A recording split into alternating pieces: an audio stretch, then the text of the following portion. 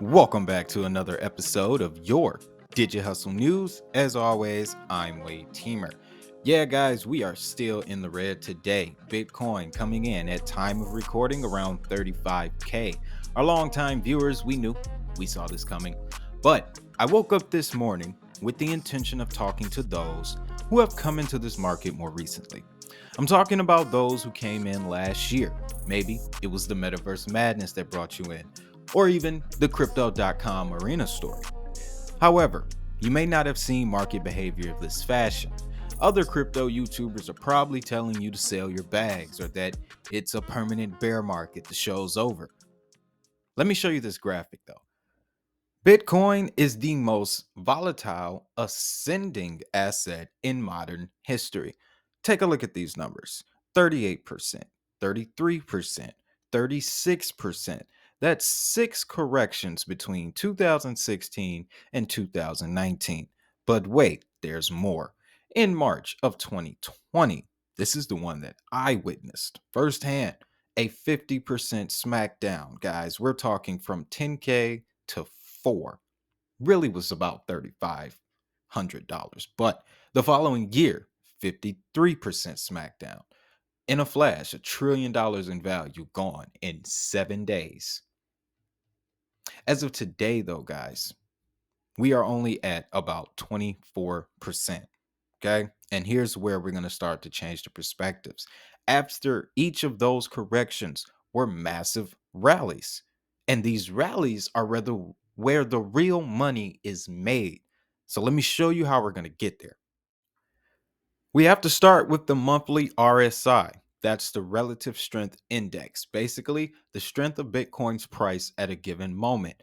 This chart is showing the RSI for Bitcoin's price dating all the way back to 2014.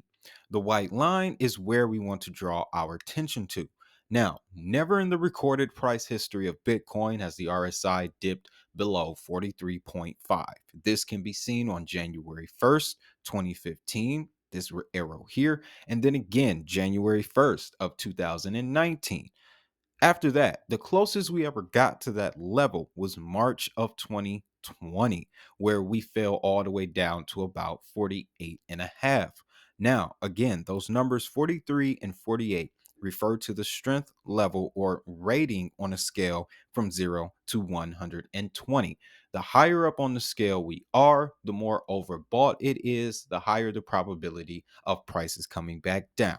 The lower on the scale we are, the more oversold it is, the higher the probability that the prices will go back the other way, which is right now where we honestly want to be. So that brings us to today. Right now, guys, we are sitting at 52. This means that we could either come down to retest that lifetime average in the 40s, or the bottom is closer than we think. Keep in mind, 2020's bottom was 48. We're at 52. That leaves a lot of room for Bitcoin to make a decision. In either scenario, let's see what the price would look like. Using our dates as a reference, let's start with January 1st of 2019. First, let me mention that you will probably hear that past performance is not indicative of future results.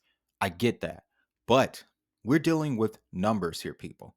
Numbers speak in patterns, and nobody can dispute that. So that's my perspective with this analysis. Now, January 1st, 2019, 44 and a half was followed by 5 straight months of green candles. A lot of people made money that spring. But notice too, we reached that top band and corrected 6 months, touched the moving average, and then continued sideways until January of 2020. This brings us to our March 2020 correction. We came down, broke through the moving average, but even still, that bottom was higher than the bottom that was set in 2019. That's important, especially since the majority of that was influenced by external forces. Again, this is the one that I saw firsthand. I was confused and slightly afraid, but these moments test character. We recovered and progress continued. Here's what gets interesting. 2020's correction, we bounced off of the moving average, and I haven't heard anyone mention the fact that from a technical perspective, Bitcoin had been on a year long rally from the bottom in April of 2020 to the top in April of 2021. So I have given you the previous price behavior, and I've shown you what happens when certain conditions are met from a technical perspective. What I honestly think we are repeating is the 2020 scenario. Right now, we are literally posted on top of the moving average. Last time we did that again was 2020. So to see what could potentially happen next, we have to pull back out the RSI. You'll see we are about 8 points away from our lowest level at 44.5, but we are only 4 points away from 2020's bottom. That's telling me that 30K could be potentially on the horizon, but then that puts us into oversold territory, and then the mathematical probability is on our side. Plus, I remember a heap ton of institutions coming in over the last couple of years at that price, which is also going to play in our favor, excuse me. So let's just say we hit that floor and we springboard moonsault back to this top band.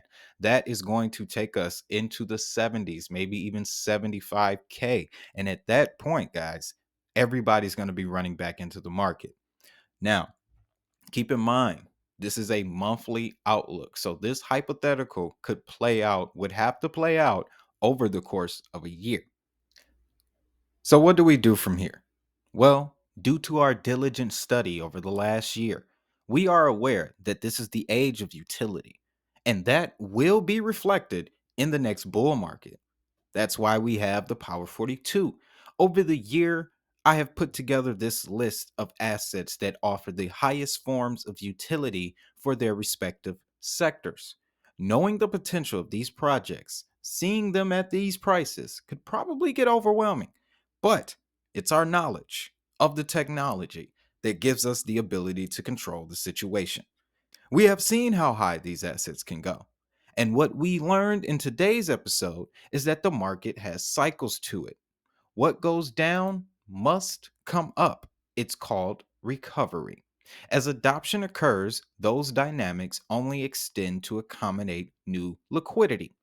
Each time we go through a cycle, higher market lows show the real impact that this industry is having in real time. Simply put, guys, we have the targets. We know what to do. Let's take the shot.